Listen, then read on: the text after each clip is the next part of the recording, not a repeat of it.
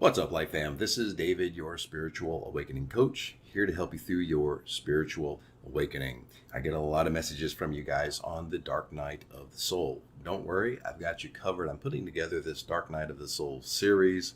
Over the next few weeks, the channel will be very heavily focused on the dark night of the soul, so I can give you guys some clarity and some encouragement to get out of the dark night of the soul and birth that new, real, authentic identity that's trying to be birthed from all of this pain. So a lot of you guys will ask, how do you know if you're in the dark night of the soul? What are the signs? So I'm going to give you two very fundamental dark night of the soul signs.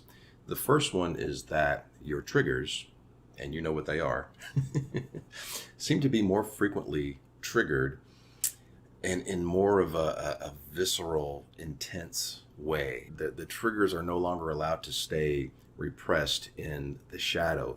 The triggers seem to be almost taking center stage in your life, trying to become the star of your life. The universe's objective behind this is to get you to face that unhealed trauma, stop repressing it.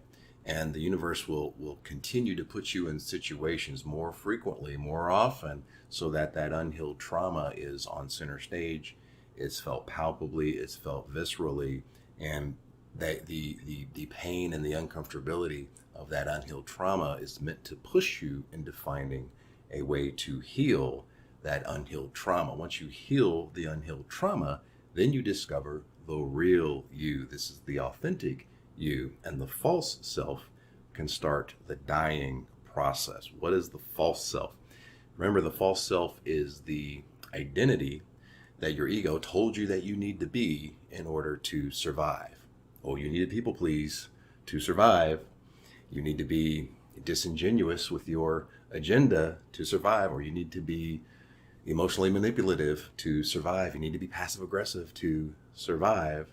You need to be meek, quiet, don't use your voice, don't rock the boat if you want to survive. You need to seek outside approval and validation if you want to survive. This is not the real you. This is the false self. This is why the dark night of the soul is called ego death.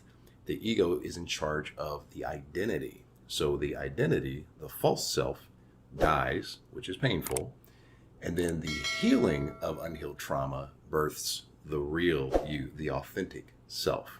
You may not even know who you actually are, the real you, until you've healed the trauma.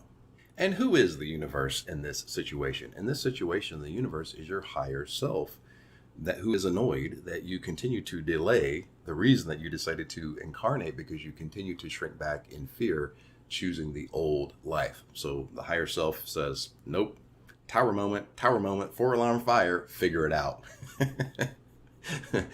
And this forces you to sink or swim. Why does your higher self say figure it out? Because you're forced to dig deep to find some strength that you never knew you had.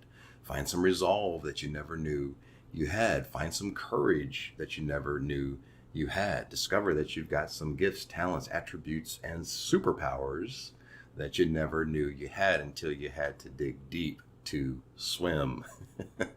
So this is really the point of the dark night of the soul, to force you to discover the authentic self. And once you discover the authentic self, you just might realize that birthing that authentic self, the real you, was the reason that you decided to incarnate in the first place. Light, love, and abundance to all that are watching, and to all you love. Peace, guys.